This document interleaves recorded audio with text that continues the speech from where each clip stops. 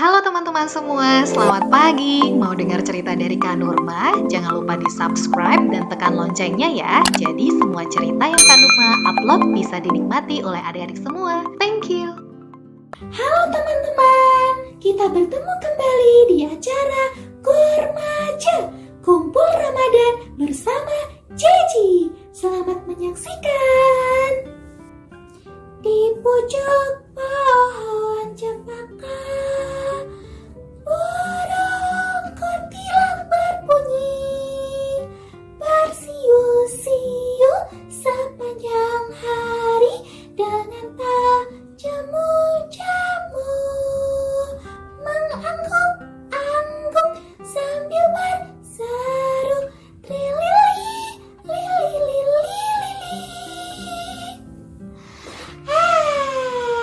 Assalamualaikum warahmatullahi wabarakatuh.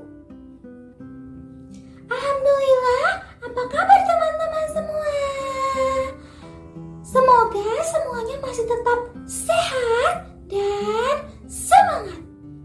Teman-teman, tadi aku lagi nyanyi burung nuri. Hihihi. Hari ini aku lagi ingat sebuah kisah seekor burung di zaman Nabi Sulaiman. Teman-teman, tahu nggak Nabi Sulaiman? Itu loh teman-teman, nabi yang bisa berbicara dengan hewan karena beliau mengerti bahasa hewan. Wah, keren ya Nabi Sulaiman. Ada seekor burung yang menjadi hewan peliharaannya Nabi Sulaiman. Ada yang tahu nggak? Hewan itu adalah burung hudhud. Burung apa teman-teman?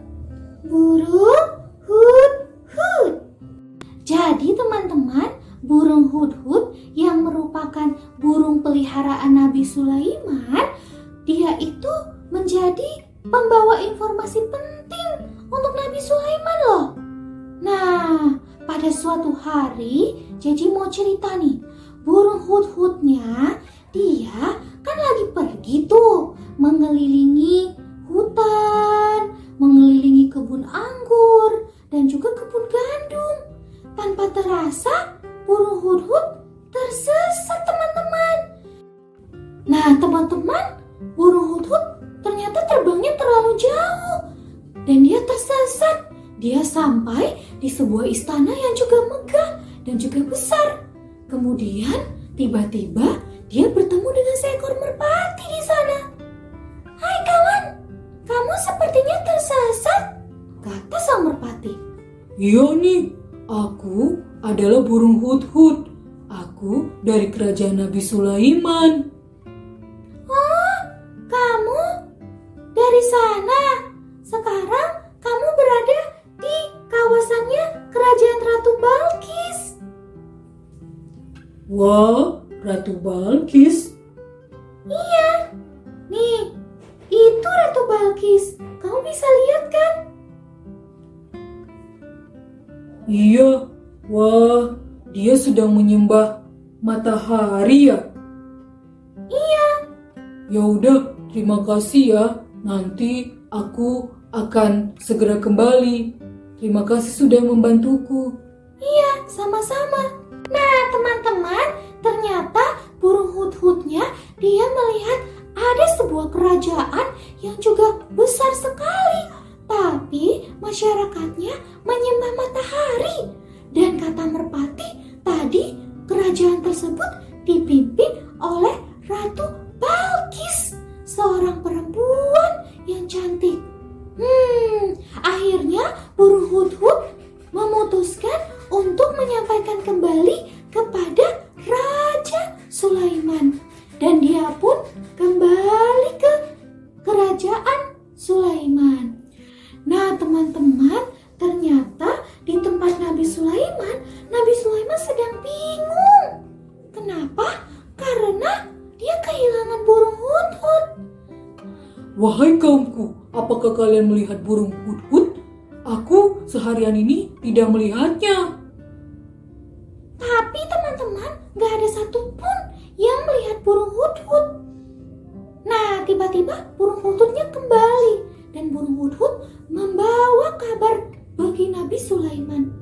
Wahai Nabi Sulaiman, aku membawa kabar untukmu. Ya burung hut, silakan, kabar apa? Tadi ketika aku tersesat terbang, aku terbang ke sebuah wilayah yang menyembah matahari. Dan kerajaan itu juga megah, dipimpin oleh Ratu Balkis, Nabi. Wah, seperti itu? Baiklah, tunjukkan aku jalannya dan aku akan ke sana. Nah, teman-teman, itu tadi semangat Nabi Sulaiman untuk menyebarkan dakwah tentang Islam. Hanya Allah lah yang berhak disembah, bukan yang lain. Nah, saat itu burung hut-hut mengirimkan surat kepada Ratu Balkis. Dia terbang kembali ke kerajaan Ratu Balkis. Dan Ratu Balkis membaca surat itu bahwa ada seorang nabi yang akan berkunjung ke istananya. Wah, Ratu Balkis segera membuat strategi, teman-teman. Strategi itu adalah rencana. Ratu Balkis mau membuat sebuah rencana. Dia ingin menguji Nabi Sulaiman. Dia memberikan hadiah kepada Nabi Sulaiman. Kalau Nabi Sulaiman ambil hadiahnya, itu artinya Nabi Sulaiman bukan seorang nabi. Begitu menurut Ratu Balkis. Namun, akhirnya Ratu Balkis dan juga para pengikutnya berencana untuk menyambut Nabi Sulaiman.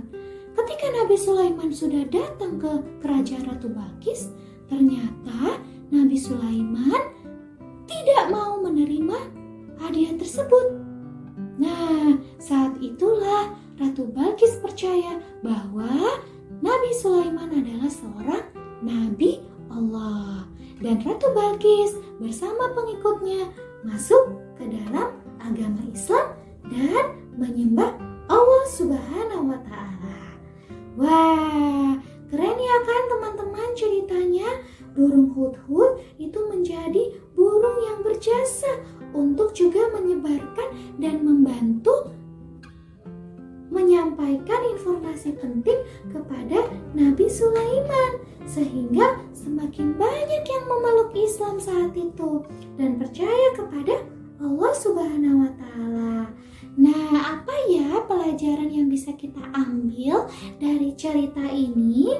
Nah, menyembah kepada selain Allah itu merupakan perbuatan yang syirik, merupakan dosa besar.